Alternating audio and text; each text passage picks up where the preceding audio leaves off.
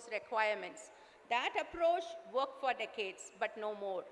Today, every company attached to defense need to anticipate disruption and ideally disrupt themselves through new applications and technologies.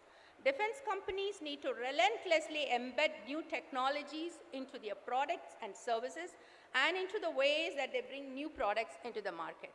They must develop a long vision and plan functions that allow them to plan ahead, project ahead to new kinds of problems and challenges that armed forces will face in the future. We have around 4 panelists, and all of them are from big companies, defense companies. So let me first put my first question to Lalan Singh. Lalan Singh is the technical head for aerospace defense, aerospace and Indian defense and for the India and Asian region at ANSYS. So all of you know ANSYS is a great software, and even I have used it. Lalan leads a team of experts supporting simulation activities for various aerospace systems. So the question I would like to put forward to Lalan is, see, you know that technology developments and innovations that are transforming the defense sector. So how would you anticipate that ANSYS could support these technology developments and innovations? Yeah, thank you, madam. So I think I covered already by presentation most of the things. But look at, as I said, that ANSYS is a purely software company. We don't really develop the hardware product. So ANSYS believes that we can empower the company who is making any product which they need to design, develop, manufacture and operate. ANSYS can really provide the value addition to those companies. In traditional process, design is developed using some either some existing best practices which has come from the ages which and the experience which that person designer gets through his knowledge and through his past experience on those fields. Today, ANSYS software allows the inexperienced person to design and develop that product much easier, faster, cheaper. The second thing, for any product, when you develop, now it has to perform as it is designed. Now to check this, you do a lot of tests. Do a field test, do a laboratory test, and so on. In traditional process, these tests are n numbers. You need to build many prototypes. You need to have the availability of the test facility. You need to have the availability and the money to invest in the test facilities. And some places, you may not able to test at all. For example, hypersonic wind tunnel, creating a wind tunnel for a hypersonic wind tunnel, to test a vehicle is a nightmare. It's a huge investment. It will take years to develop those kind of competence. Now you can use this virtual simulation platform to design, develop, and test virtually, which will be actually correlated with your experiments, which will be doing, the final test. Please note, I'm not saying that you can remove or eliminate the test. What I'm saying that you can complement the test which you are doing. The test which you were doing earlier for the same job, maybe 20 times, now you will be able to do the test 2 times and do the 50 tests virtually, which actually were never possible into the real test at all. So that's how we are really solving this new, technology where the experience is not there. Like for example, the 5G. We never had this 5G technology. So the challenges associated with the 5G technology cannot be solved using the experience. So you need to use these simulation techniques or experience, virtual technique to solve those class of problems which were never there, existed earlier, which was there today because of this technology. So that's, from my side, which ANSYS is really providing the value addition. Yeah. Thank you so much. Thank you, Lalan Singh. And next question is for Rakesh Prasad. He is the General Manager, APL Apollo. And all of us know that we need to build smart military base. A smart military base is the integration of technological and process innovations that improve the performance, efficiency, and convenience of the managed assets and services on a military installation. Smart bases like smart cities connect our existing information technology solutions to a network of Internet of Things. So now, coming to his question, because you're working on steels and others, how would you contribute to this such smart military bases? Thank you, Dr. Lata. Thank you, Tricon, and good evening to all the senior officials from Defense. So, before I answer your question, Dr. Lata, let me create a context. The context is, India is the first top 5 spenders on military importers. Number 1. Already 2 industrial defense corridors have been set up in India. One is in UP and one is in Tamil Nadu for manufacturing each and every component, each and every, from jet fighter planes to uniforms, in this industrial defense corridor.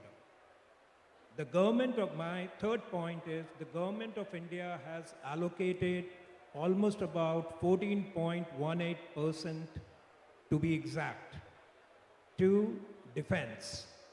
That comes to a whopping amount of 5 lakh crores in 21-22. So, we see this APL Apollo tubes, we see this as a very, very big opportunity, because we being from the construction building material background, and we being the largest manufacturer of structural steel in the country with almost 50% market share. We have 10 plants all over the country with a market capitalization of 22,000 crores, a turnover exceeding 9,000 crores, with 1 lakh fabricators working for us throughout the country, 50,000 distributors working throughout the country, 24 branch offices working throughout the country. So, what I mean to say, we are very, very close to the customer. So now coming, how we can, as your question, Dr. Lata, how we can add value to create a better military base. So, as I said, one of my senior officers, chief strategy officer, in the morning, he gave a presentation and he was sharing that how our structural tubes are smart enough. Now, when I use the word smart, I mean, number one, how cost effective we are. As Dr. Lata said just now, there are a lot of things which are about to happen, a lot of transformations will take place, a lot of items will come into place, but this all will come under an infrastructure. It could be a commercial building, it could be an office building, it could be a ordnance factory, it could be an ammunition factory producing any such items, So, where we add value addition is, your cost of construction comes down using our products, that is, to be specific, using our structural steel. Now, as my chief strategy officer in the morning shared, that we have been recently awarded 7 hospitals from Delhi government, and the completion time is 7 months. We are already halfway through. Whereas, if there would have been a conventional methodology of construction, it would have taken 1.5 years to 2 years' time. So that is where, point number one, we are smart enough to bring down your cost. We are sustainable enough, we are eco-friendly. Since we are spread up throughout the country, we are almost very close to you. Right now, the buzzword going around is environmental social governance, which is again a very, very important and a critical parameter for all the corporates. And let me assure you, sir, let me assure you, Dr. Lata, we are very strictly following this ECG. Now coming to the next point. We have been contributing in a big way towards the nation's development. You name an airport in India, and we are there. Starting right from Chennai up to Leh. Chennai, Bangalore, Hyderabad, Mumbai, Delhi, Lucknow, any airport, it's built up on our structural tubes. Coming to the next point. Any metro throughout the country, east, west, north, south, any metro which is running as on date, it's running on our tubes. We are registered with topmost government organizations like CPWD, which is the oldest organization in the country, almost 170 years old, you know. And I'm very pleased to share with you the topmost project going on in India right now, which is Central Vista and Central Secretariat. We are also approved of our structural steel. So everybody knows how important is Central Vista and how important is Central Secretariat. Now, these are the few companies which I named: Airport Authority of India, metros throughout the country, NBCC, CPWD. Let me also add something more to it. We are also empaneled with the Dassault Rafale Aviation. They are coming up with a plant in Nagpur. We are also associated with one of our products with DRDO, Dr. Lata. We are also associated with, empaneled with one of our products in DRDO in Pune, Calcutta, and Hyderabad. And my team is working to get the structural steel incorporated in your tender documents, because that is where you bring down your cost of construction by about 15%, which is not available with any other company, any other corporate houses in India. So, having said all this, now coming to the next point, that is the theme of the discussion is disruptive innovation. Am I correct, Dr. Lata? Disruptive innovation and disruptive technology. Now, what does disruptive technology means in common terms? It means anything which you can challenge, which is being done in a conventional way. If you can challenge a process, if you can challenge a status quo, if you can challenge a particular product, that is disruptive technology. And disruptive technology only becomes successful when the cost effectiveness is there. Look at smartphones. Look at personal computers. Look at artificial intelligence, automation, robotics. These are examples of disruptive technology. So, coming to APL Apollo, APL Apollo is challenging the conventional methodology of construction, which is cost effective, which is sustainable, which is eco-friendly, with very less lead time of 15 days. Vis-a-vis my nearest competitor, who takes about 2 months of time to supply you the material, less pollution, less dust pollution, less usage of water. So that is where APL Apollo can pitch in with building up smart military bases for defense,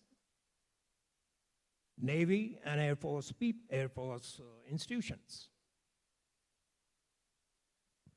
I'm through with it. Thank you. Thank you, Mr. Rakesh. And our next panelist is Mr. Ayush Main. He is from Force Point. He's the technical consultant for India and SAARC countries. They are working on the state-of-the-art cybersecurity solutions for defending the cyberspace.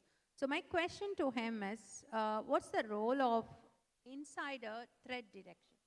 Like you have in cybersecurity, the insider's role can be there as a threat. So how would you detect it, and how would you enhance nation security by finding out that? First of all, good evening to everyone. Very nice question, because a lot of time we have been asked by a lot of customers that why do I really need to worry about insider? Because those are my trusted users and I need to protect myself from the outside threats. And this has been the game of perception from last many years, that we need to protect ourselves from outside threats, because thinking has been always how I can protect and how can I put some kind of a threat-centric approach to protect the networks, but not at the user level, but at the perimeter level. But as if you see, over the last 1.5 years itself, the networks have changed drastically, right? And if we are not monitoring the end user, what they are doing in their, on their laptops or the devices that they are using, it would be very hard to detect. One part is that detection of understanding what they are doing, and the another part is whether they are posing any kind of a threat or the risk to the users or the organization as a whole. It could be something like a user who is a good user today, but may turn out to be a rogue user, and we don't have any control or any visibility as to what that user is doing. And over the period of time, if you look back to last 10 years, most of the attacks, okay, some or the other way, most of the, I'll not name the attacks, but most of the cases you will understand, the role of insider was the most crucial, and it all started with an insider person who had the access to the things which were he should not be having privilege to access. And while he was working within the organization, and no one was bothered even what he is doing in, day out activities. And had that been reported at the right time, when his understanding, his usage changed in, let's say, a course of time, maybe a week, maybe a month or a 6 months or a year, that landscape would have been understood that this user is turning out to be a potential threat. So having said that, if we are not looking at those behaviors which are changing with time, and also putting across certain preventive measures, okay, it would be very hard to protect. And coming to the theme of today, when we are discussing with the forces and the people, senior officials, very important for us is to understand, someone in the morning was talking about drones, right? So if wrong person gets the hold of the control of drones, you can understand how devastating it could be. And if he starts sharing that information of drones, and we don't have checks and balances on that particular person who's operating that, it would be really difficult for us to have a very sustainable long-term nation security. So I really feel that we as an industry and US customers and people who are taking care of this country overall for security standpoint should understand the role of insider threat and put preventive measures, trust everyone, but have technologies which do not trust that person and always puts in challenges to make sure that the user is still a valid user and should be a privileged user to access certain things. Thank you. Thank you, Dr. Thank you. Thank you so much, Mr. Ayush Mehin. The final panelist is Mr. Amitwa Chowdhury. He's from IFS. He's the Global Partner Director. So my questions to him is, can you kindly tell some of the applications from your side, applications of smart technologies, digital technologies, and material design for enhancing nation safety and development of smart military bases? Thanks, Dr. Lata, for giving me this opportunity. I have a pretty bad throat today, so apologies if it becomes difficult for you to understand what I'm saying, but I'll try my best. IFS, an organization with close to 40 years of experience, specifically in asset management, enterprise resource planning, and field service management. I'll stick to the agenda of today's conclave, which is aerospace and defense.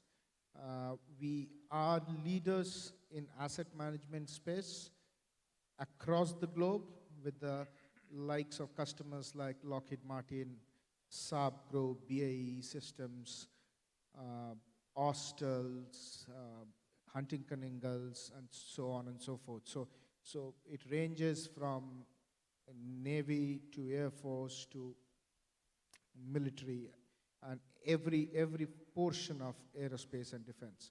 Now coming to the specific question that was asked, what kind of technology or smart technology that IFS brings to the board? It would have been good to have the presentation, but I have my presentation lined up tomorrow where I'll talk in details about it. But specifically, there are two areas where IFS products focuses on. We talk about total asset readiness, and we talk about disconnected operations. If we have followed the distinguished speakers all throughout the day, each and every one, we're talking about one very specific area, which is availability of data to process them into information and channelizing them into strategy to win things.